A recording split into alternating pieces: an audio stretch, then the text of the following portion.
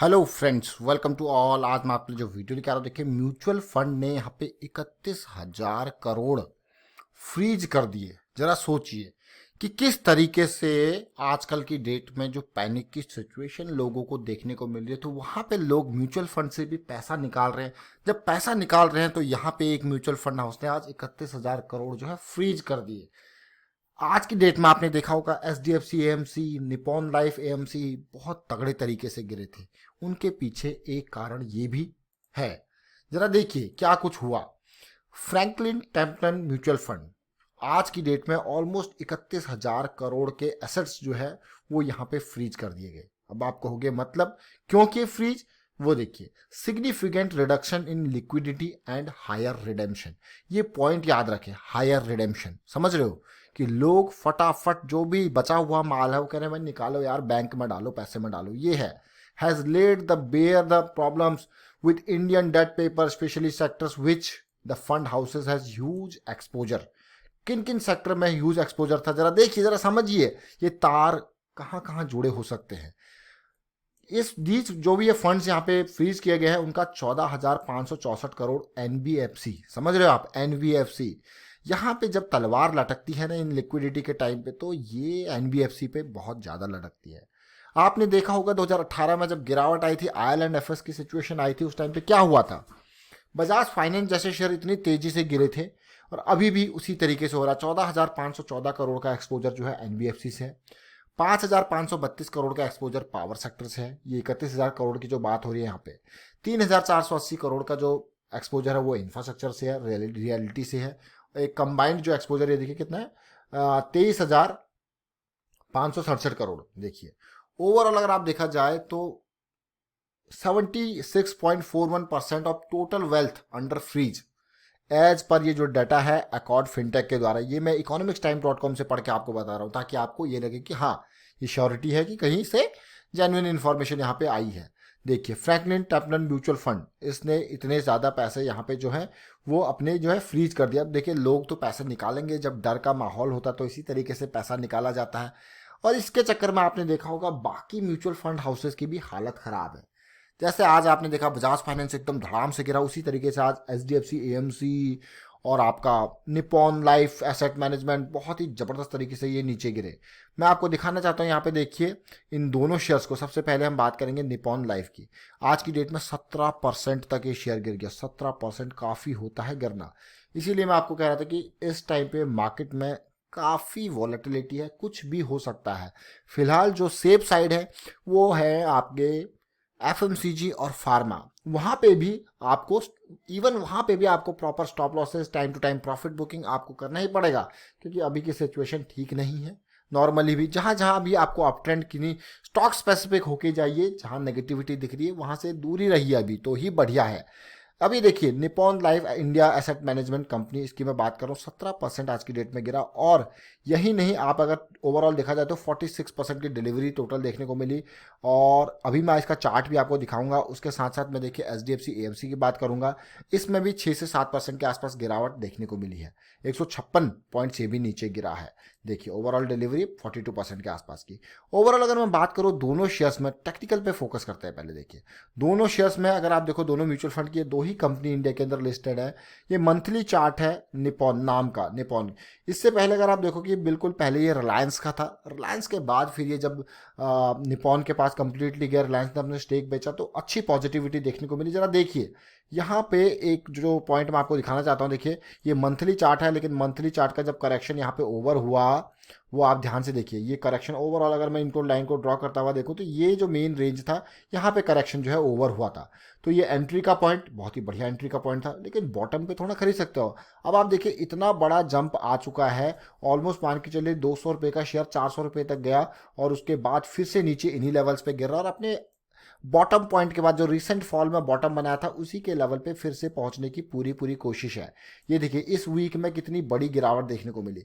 जैसे मैं आपको कह रहा था बिल्कुल उसी तरीके से सिचुएशन चल रही है। वीकली को समझिए, वीकली क्या, देखिए इम्पल्स करेक्टिव, इम्पल्स करेक्टिव ये इंपॉर्टेंट पॉइंट है। Long term investor generally weekly और मंथली को फॉलो करते हैं, इस चीज को ध्यान रखें। इम्पल्स बना और ये इम्पल्स का करेक्टिव बना। अब आप देखिए यहाँ पे, और ये फिर से अगली इम्पल्स यहीं से स्टार्ट हो चुकी है। सेलिंग हुई, बड़ी सेलिंग हुई, आप देख सकते हो, और फिर से इन्हीं बॉटम पॉइंट्स के आसपास गया है।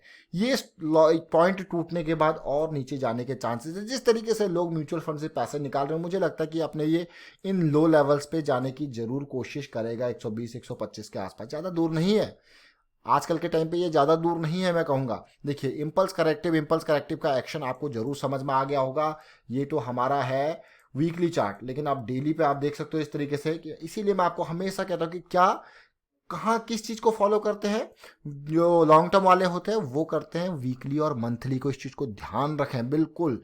ये पॉइंट देखिए किस तरीके से गिरा, रिकवरी देखने को मिली, हायर हाई की सीरीज देखने को मिली, और फिर से अचानक यहाँ से उम्मीद थी कि एक पॉजिटिविटी आए तो बढ़िया रहेगा। इसीलिए अगर कोई यहाँ पे स्विंग ट्रेड लेना चाहता था, उसका स्टॉप लॉस ये था पॉइंट। स्टॉप लॉस जरूर रखें भाई, स्टॉप लॉस जरूर रखेंगे। करेक्टिव रिजॉल्व होने से पहले मार्केट में बड़ी गिरावट और धड़म बिना सर पैर के ये देखिए कैंडल बनी है, और मुझे लगता है कि अभी मोर पेन बचा हुआ है। क्योंकि अब आप कहोगे कैसे आप कह रहे हो मोर पेन बचा हुआ, आज का ये लाल कैंडल आप देखिए कितना बड़ा वॉल्यूम आज सेल हुआ है, बहुत बड़ा वॉल्यूम आज जो है सेल हुआ। आप इस टावर को खुद ही देख सकते हो, इससे पहले इतनी बड़ी सेलिंग कहीं देखने को नहीं मिली है। ये ग्रीन टावर, ये रेड टावर आप देखिए, इससे पहले मैंने यहाँ पे अभी किन्हीं भी दिनों में ऐसी सेलिंग नहीं देखने को मिली है। इससे पहले हुई थी ये बहुत पहले, नवंबर 2017 के आसपास। अब देखिए इतनी बड़ी सेलिंग, जो कि इन दिनों में भी इतनी बड़ी सेलिंग नहीं देखने को मिली जितनी अभी हुई है।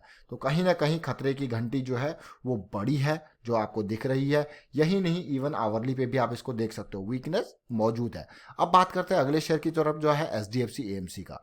HDFC AMC नो डाउट बहुत ही बढ़िया शेयर है, मैं फिर से कहूँगा बहुत ही बढ़िया शेयर है। बट अभी के टाइम पे इनके लिए कंडीशन जो है वो ठीक नहीं चल रही है।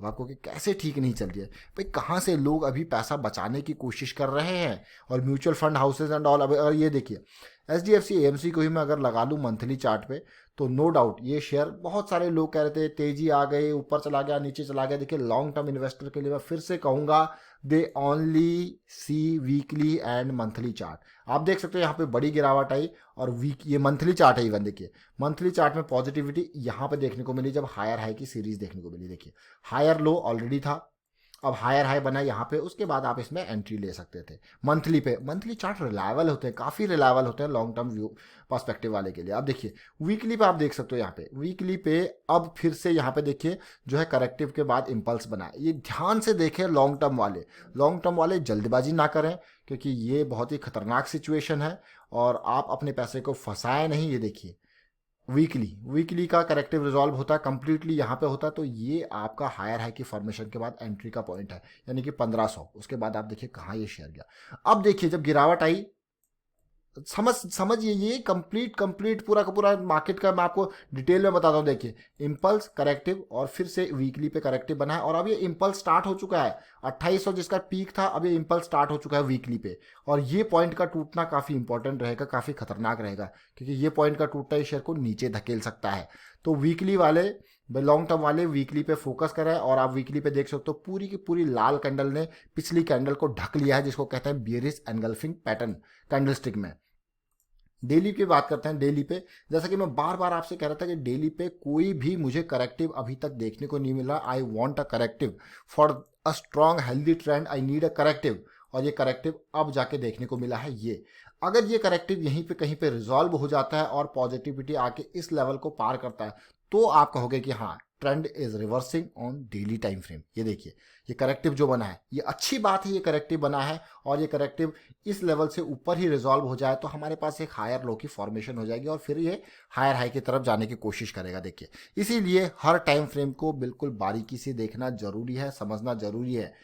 लॉन्ग टर्म वाले वीकली और मंथली पे ही ज़्यादा फोकस करें तो ज़्यादा बेटर रहेगा। आप देख सकते हो यहाँ पे आवरली पे थोड़ा थोड़ा करके अपसाइड पॉइंट देखने को मिला, लेकिन जो है बड़ा करेक्टिव यहाँ पे कहीं पे भी देखने को नहीं मिला था, और वो करेक्टिव अब जाके देखने को मिल रहा है धीरे धीरे। और ये स्टॉक 2800 की रेंज से करेक्ट होता हुआ अब नीचे आया है।